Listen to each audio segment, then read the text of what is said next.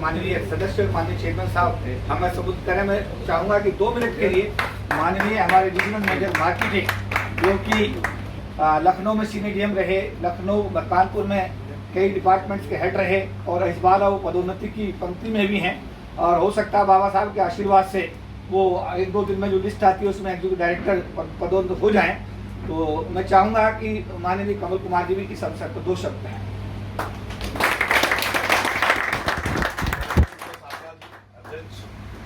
आयोग सुभाष रामनाथ रेड्डी जी, पिप्पल जी, हमारे सहयोगी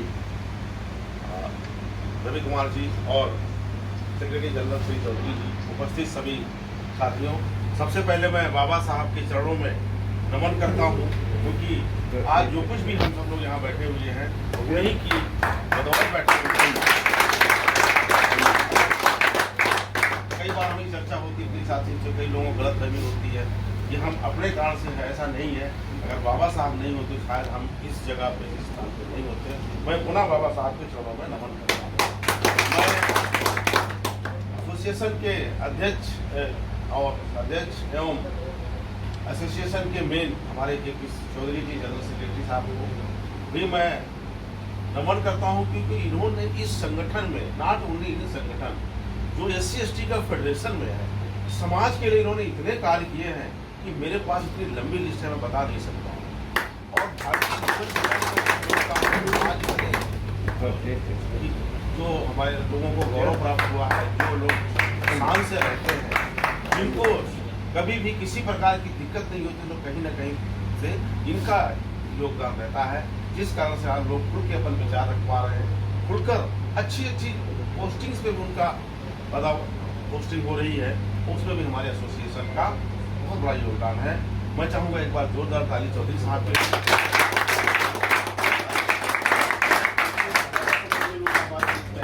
लेकिन मैं ये कहूँगा कि एसोसिएशन है तो हम लोग एसोसिएशन को जितना मजबूत बनाओगे उतना मजबूत समाज बनेगा, क्योंकि अकेले आपकी बात नहीं सुनी जाती है, लेकिन जब एसोसिएशन के सामूहिक रूप से बात भी रखी जाती है तो निश्चित रूप से वो सुनी जाती है, चाहे वो हमारा मैनेजमेंट हो, चाहे बाहर का हो, चाहे कोई भी समस्या हो। तो जितना एसोसिएशन स्ट्रांग रहेगा उतना हम सब स्ट्रांग रहेंगे। मैं पुनः बाबा साहब को नमन करता हूँ। मिस्टर कमल कुमार जी और सब साथियों को इस बाबा साहब अम्बेडकर जी का जन्मदिन के अवसर पर इस कार्यक्रम में मेरा प्रणाम। और जैसे पिपी जी ने कहा, welfare association of SC/STs LIC में जितना कार्य कर रहा है इस समाज के उद्धार के लिए और उनके राइट्स को प्रोटेक्ट करने के लिए, इस हैट्स ऑफ टू जो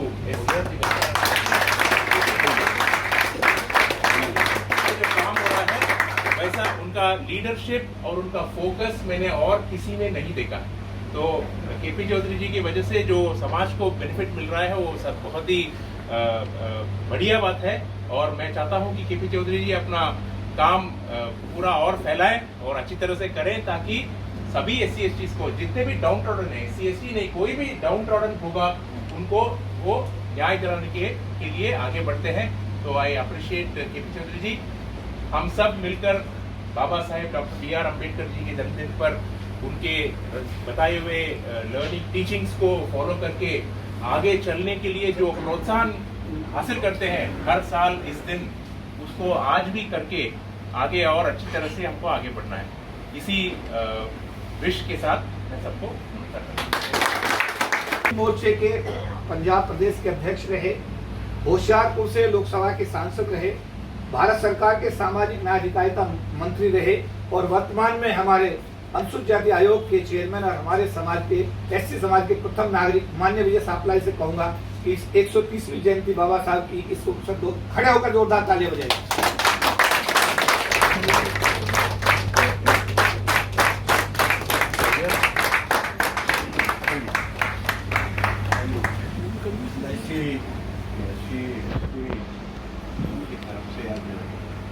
बाबा साहब का 130वां जन्म दिवस मनाया जा रहा है, इसके लिए मैं जहाँ उनके चरणों में मस्तक होता हूँ। आप सबको शुभकामनाएं।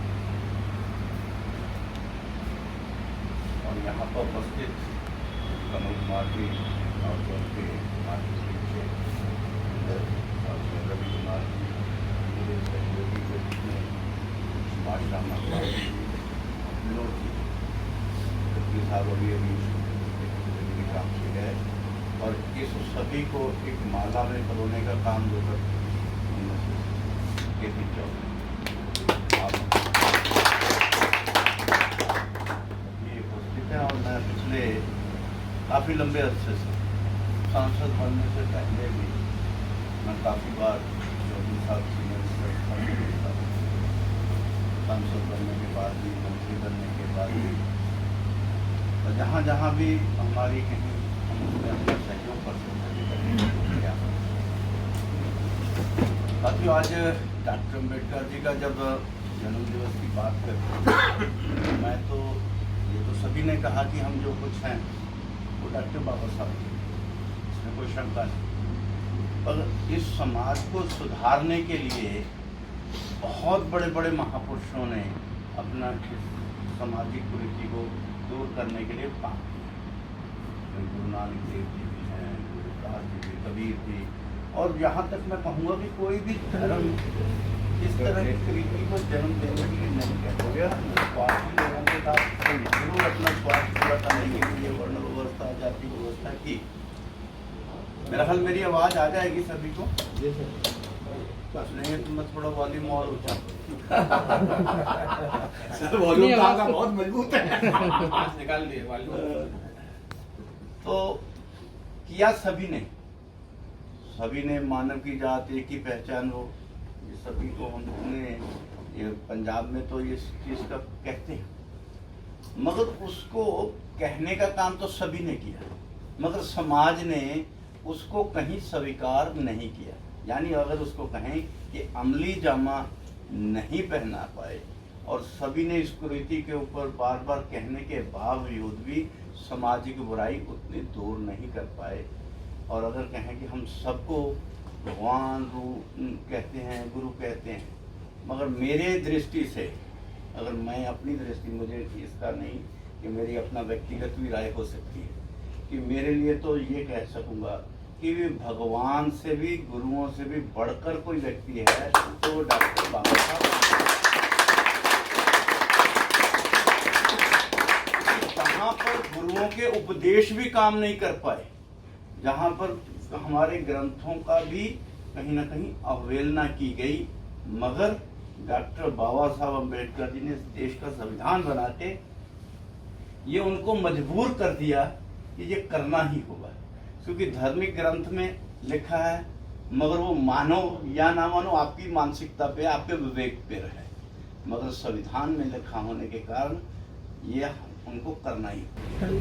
कई बार मेरे साथी ब्राह्मण भी हैं बहुत, और सभी को मैं कहता हूँ कि पहले आप हैं स्वयंभू ब्राह्मण, हम हैं संविधानिक ब्राह्मण।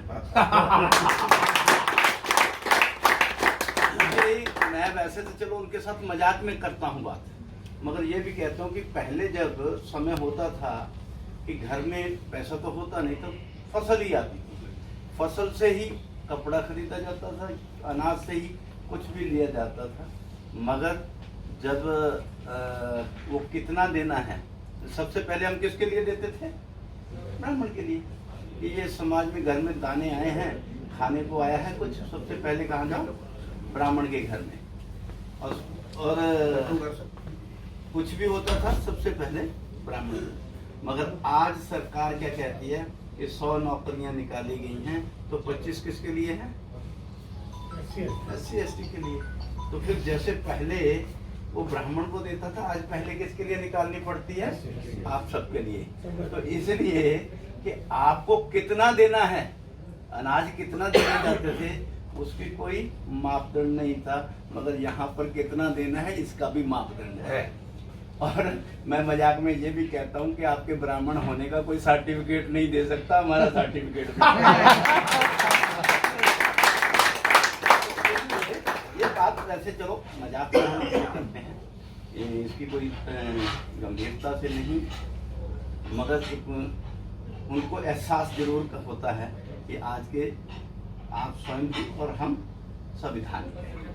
और साथियों, मैं जहाँ आप सबको बधाई भी देता हूँ केपी चौधरी जी को, क्योंकि बहुत अच्छा काम कर रहे हो, सभी ने उनके प्रति अपनी अवेयर।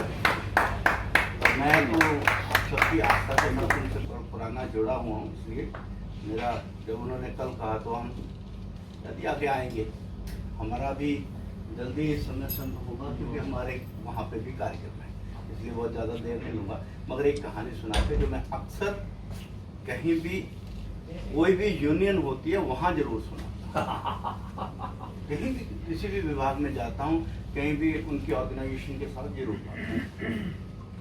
ये मैंने बचपन में एक कहानी पढ़ी थी। एक बहुत गरीब परिवार रहता है, कर्जाई होता है, सेठ उसको बार बार अपना कर्जा चुकाने के लिए नहीं बोलता है, तो वो नहीं चुका पाता, तो उसकी दृष्टि से वो अपना घर बार सब उसको देके तो कहीं जंगल की ओर निकल जाता है। उसके परिवार में उसकी वाइफ और एक बेटी थी। वो लेके सामान अपना रख के गधे पे बाजार की तरफ चल पड़ा, जंगल की तरफ। तो जंगल में जाके एक स्थान पे बैठता है और अपनी पत्नी को कहता है कि यहाँ पर आप मिट्टी खोद के यहाँ पे चूल्हा बना लो। उस काम में लगता है। तो बेटे को कहता है ऐसे कर, जंगल से जाके लकड़ियाँ लेके आए। वो लकड़ियाँ लेने के लिए चले जाता है। बेटी को कहते हैं कि तू ऐसे कर, तो वो सामने नदी से पानी लेके आया। वो भी अपना बर्तन उठाती चला और खुद वहाँ से घास फूस तोड़कर एक रस्सी बनाना शुरू करता है। और ऊपर पेड़ के ऊपर बैठा एक पंछी सब कुछ देख रहा है। इनके पास खाने के लिए कुछ नहीं है, पकाने के लिए कुछ नहीं है, तो ये इतनी मेहनत कर रहे हैं, क्यों कर रहे हैं? उसने वैसे पूछ लिया कि भाई तो ये सब काम कर रहा है, तुम्हारे पास खाने के लिए तो कुछ है नहीं, तो ये इतनी मेहनत क्यों कर रहे हो? कहता अभी हम आपको 2 मिनट में पकड़ेंगे और बनाएंगे, खा के अपना पेट भर लेंगे। तो पंछी डर के है और पंछी डर के कहने लगा नहीं नहीं नहीं, ऐसा मत करना, भगवान के लिए मुझे मत कर मारना। मैं आपको एक बताता हूँ कि वहाँ पेड़ के नीचे फलां जगह पे खजाना है, अगर आप उसको खोदेंगे तो आपको खजाना मिल जाएगा, आप अपना काम जीवन आसानी से गुजार लोगे और भगवान के लिए मुझे छोड़ देंगे। तो उन्होंने ऐसे किया, नीचे से खजाना निकला है और उन्होंने वो अपना गधे पे लादा और गए, सेठ को कर्जा चुकाया, घर बनाया। 2-4 दिनों में घर की कायाकल्प होने शुरू हो गई। तो सेठ के मन में आया कि ये भूखा नंगा था, इसके मन ये कैसे हो गया, ये इतना बड़ा धनवान कैसे बन गया? तो उसने उसको कहा कि यार मुझे बताओ। आदमी भोला था, उसने जो जो हुआ सब कुछ उसको बता दिया कि ऐसे ऐसे हुआ। हम गए तो सेठ ने सोचा कि हम भी चांस लेते हैं। सेठ गया अपनी पत्नी बेटी को लेके जंगल के तरफ आगे चला, बेटी पत्नी को कहने लगा ऐसे करो तुम यहाँ से पैदल चल के आई हूँ, थक गई, मुझे 10 मिनट आराम करने दो। बेटे को कहा कि तुम ऐसे करो लकड़ियाँ लेके आ। भैया मुझे ही कहते रहते, ये भी तो बैठी है अपनी बहन की ओर इशारा करके, ये भी तो बैठी है, इसको कह दो तो। हाँ जी। तो बेटी को कहा चल तू पानी लेके आ। कहती देखा उसने नहीं मानी तो मेरे पे हड़काने लगे, उसको कुछ नहीं बोला, तो खुद वो रस्सी बनाने लग गया। तो पंछी ऊपर बैठा देख रहा है। तो पंछी ने कहा कि भाई तुम्हारे पास खाने को तो कुछ नहीं है, तो ये क्या झंझट है आप?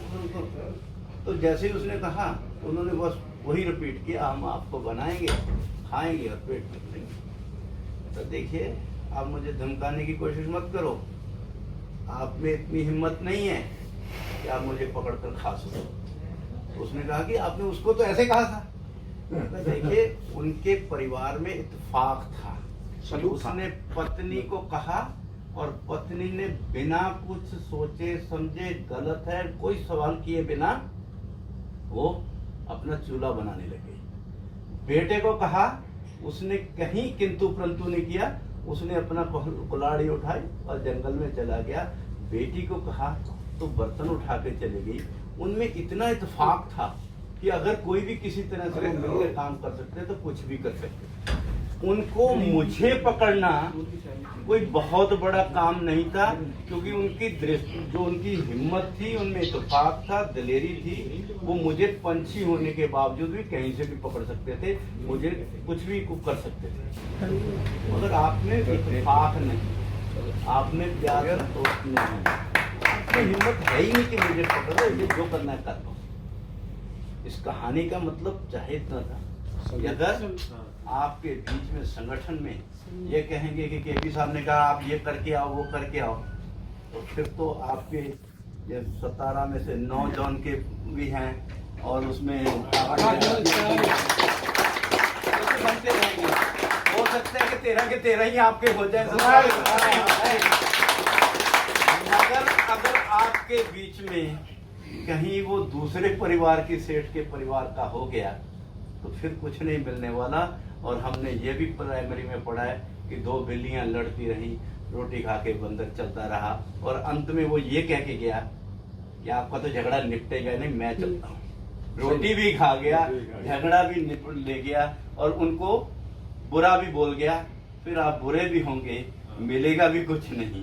ये सब इसका मैं आज के डॉक्टर अम्बेडकर जी के, क्योंकि उसके इस जन्म दिवस पर इससे बढ़िया मैं अपनी SC/ST की यूनियन को उनकी द्वारा प्रेरित में संगठित हो गया, उन्होंने कहा एजुकेट ऑर्गेनाइज, आप पढ़ेंगे, संगठित होंगे, और तभी आप अपनी संघर्ष का मतलब ये नहीं कि आप तलवारें उठा ले, संघर्ष का मतलब आपकी आवाज में दम होगा, और संघर्ष जो है आप किसी के लिए भी, किसी के हितों के लिए अपनी बात रख सकते हैं, अपनी लड़ाई लड़ सकते हैं। तो बाबा साहब के चरणों में नमस्तक होता हुआ आपको बाबा साहब अम्बेडकर जी की 103वीं जयंती की बहुत बहुत शुभकामनाएं देता हुआ क्षमा चाहता हूँ। जय। चलेंगे, लेकिन टाइम का ध्यान रखिएगा। और जैसा सर ने खुद ही बताया कि हमारा एसोसिएशन बहुत पुराना है। आपने सर ने कहा कि जब मैं मिनिस्टर नहीं था, सांसद था, उससे पहले से हमारे संबंध है। तो देखिए, मैं बोलूं कि मेरे सांपला साहब से पुराने संबंध कोई नहीं, पर सांपला साहब कहते थे, बड़ी बात है अपने आप में, नहीं। और सबसे बड़ी बात यह है, आज की इस बाबा साहब की 130वीं जयंती पर समाज को जो विशेष गिफ्ट आज सांपला साहब ने दिया है, एक वेब पोर्टल का उद्घाटन आज कर रहे हैं, और साथ साथ उन्होंने कहा कि मैं इस आयोग की महत्ता, इलेक्शन कमीशन जिस तरह सेशन साहब ने बनाया, तो हम लोग सैल्यूट करेंगे सांपला साहब को, अपने आयोग को सैल्यूट करेंगे। और सरकारी अधिकारी कर्मचारियों का जो तंत्र 97 में हमने बनाया था, कभी 40 लाख थे, अभी संख्या काफी घट गई है क्योंकि रिटायरमेंट VRS हुए, लेकिन जो भी तंत्र पूरे देश का है, चाहे वो रेलवे है, LIC है, GIC है, सर आपके साथ कंधे से कंधा मिलाकर हम काम करेंगे। और मैं धन्यवाद प्रस्ताव के लिए हमारे जो रीजनल मैनेजर हैं उनसे रिक्वेस्ट करूंगा, विनोद कुमार साहब। माननीय विजय सांपला जी, सुभाष पारधी जी,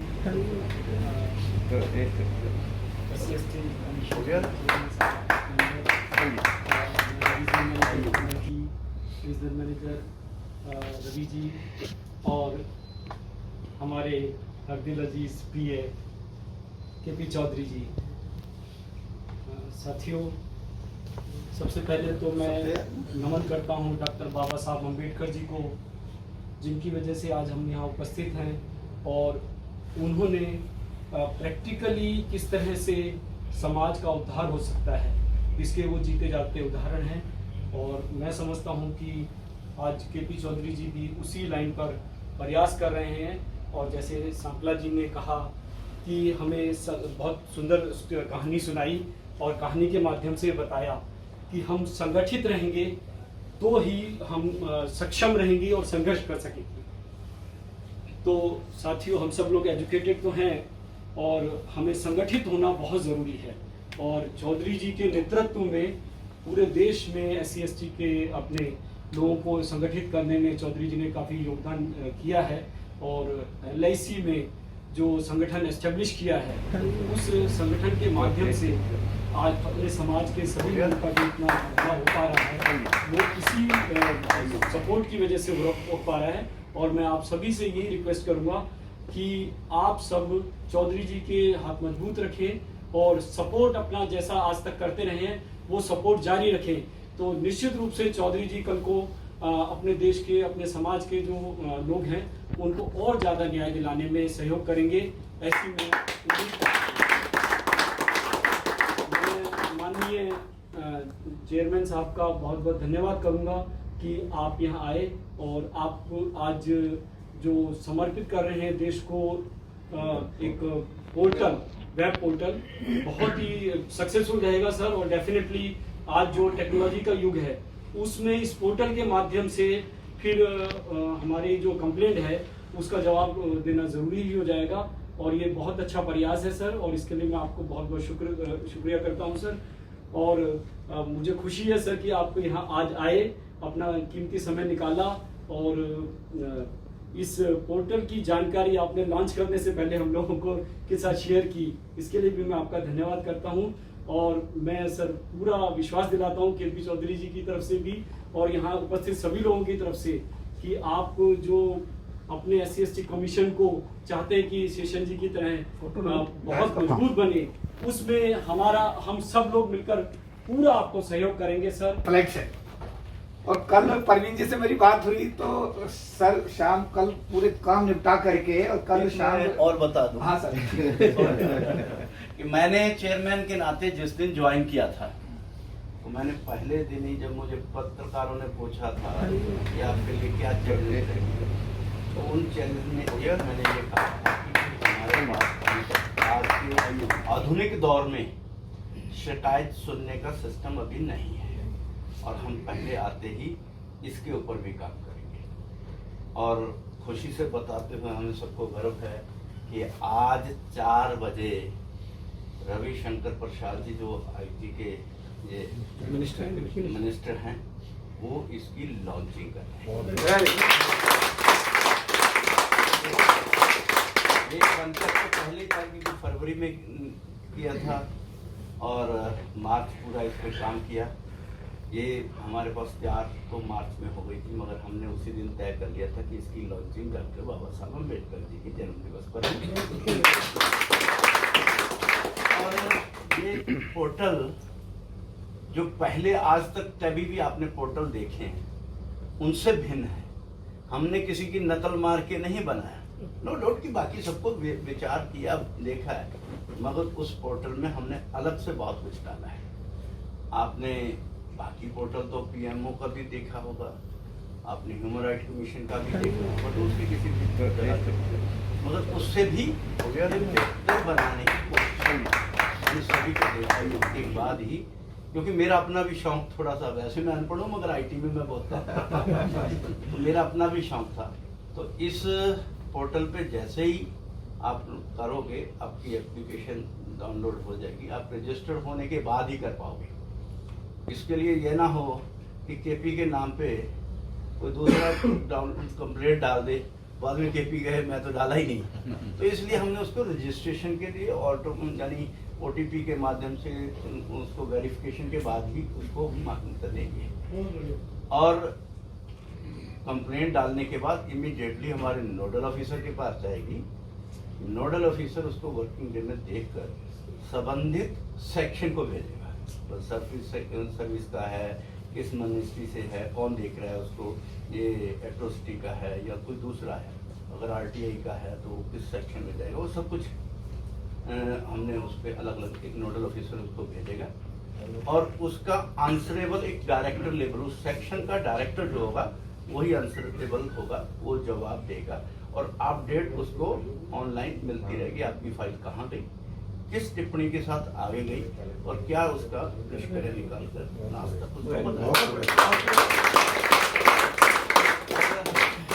के पोर्टल में आपने फोटो अटैच, फाइल अटैच तो देखा होगा, मगर audio attach, video live, audio live ऐसा नहीं देखा होगा। इसमें हमने ऑडियो लाइव भी, ऑडियो अटैच भी, वीडियो लाइव और वीडियो अटैच भी।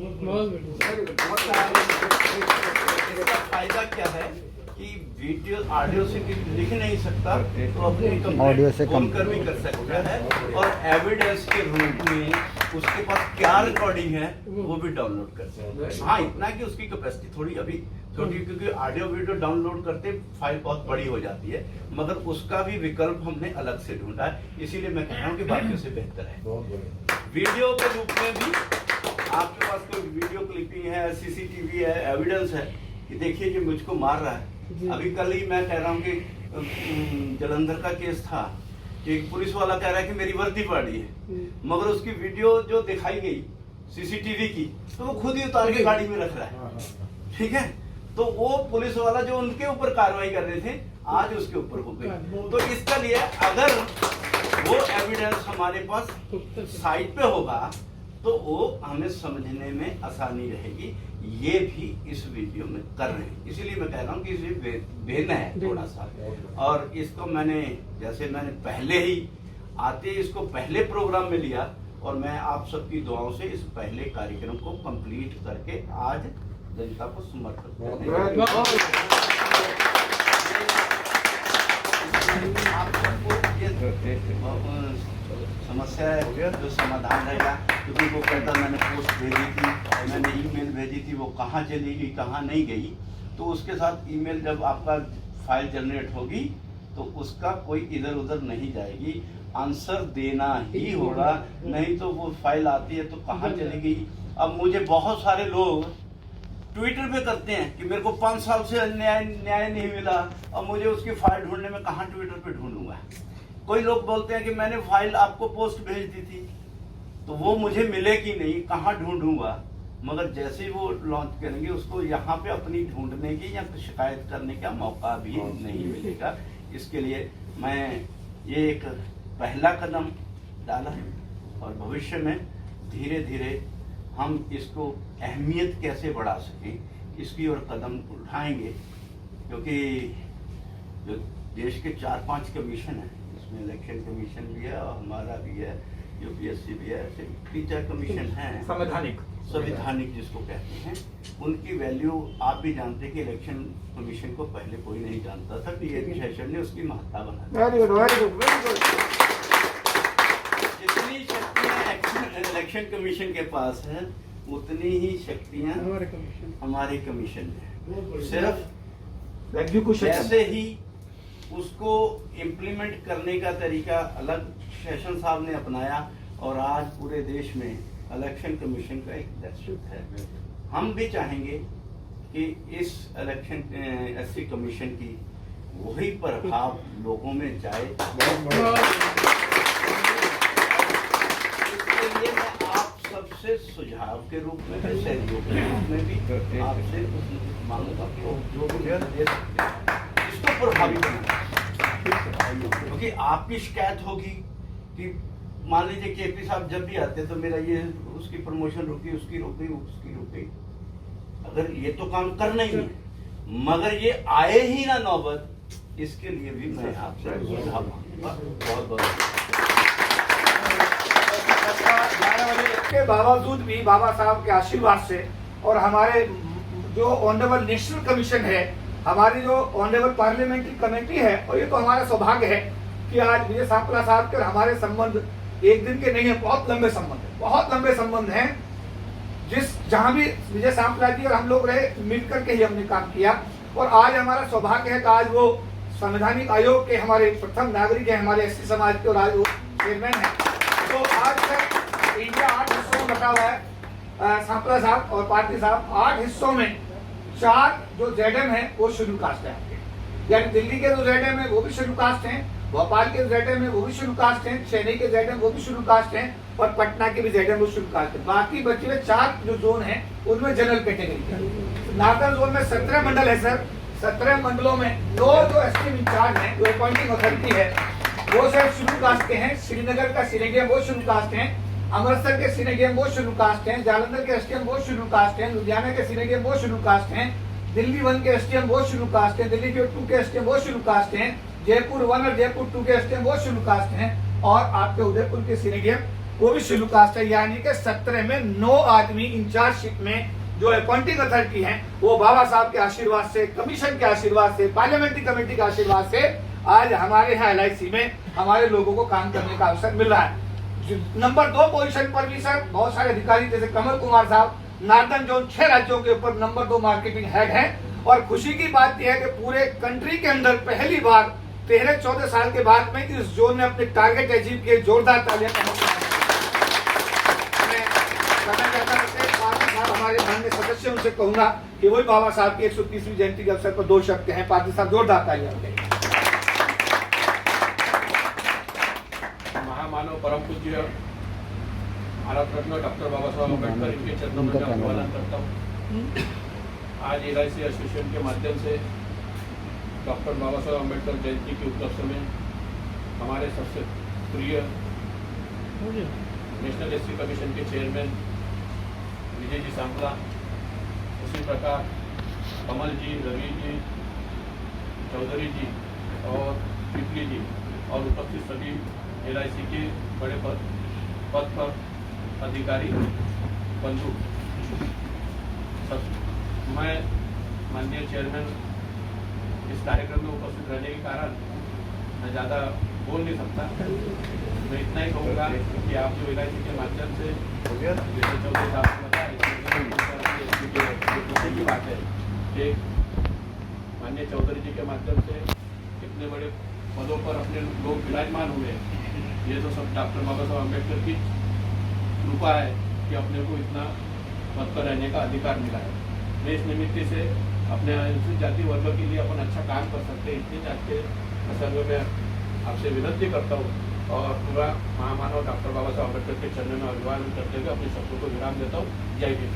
माननीय सदस्य श्रीमान पादी जी, हमारे आरएम केंद्रीय श्रीमान रवि कुमार जी और हमारे ऑल इंडिया जनरल सेक्रेटरी हम सबके प्यारे सबके हरदी रजी श्री KP चौधरी जी और सभी साथियों, बहुत ही हम सब के लिए गौरव का विषय, गौरव का दिन है आज कि हम सब लोग आज बाबा साहब भीमराव अम्बेडकर जी का 130वें का हम लोग यहाँ पर सभी लोग एकत्रित हुए हैं जन्मदिन मनाने के लिए।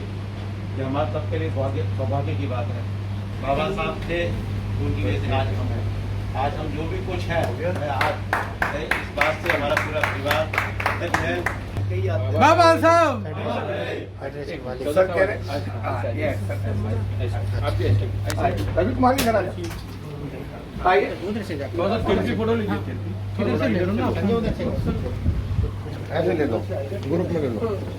फोटो आ रहा है ना बीच में बाबा साहब का। हाँ जी, ये हटे थोड़ा हम लोग नहीं सर, ठीक है ठीक है। नेशनल कमीशन नेशनल दस्तक की आपसे गुजारिश है कि अगर इसको बचाना चाहते हैं तो नेशनल दस्तक को सब्सक्राइब करने के लिए रेड कलर के सब्सक्राइब बटन को दबाएं, फिर बेल आइकन की घंटी दबाएं। नेशनल दस्तक को बचाने के लिए बहुत जरूरी है कि हर खबर को शेयर करें, लाइक करें, कमेंट जरूर करें।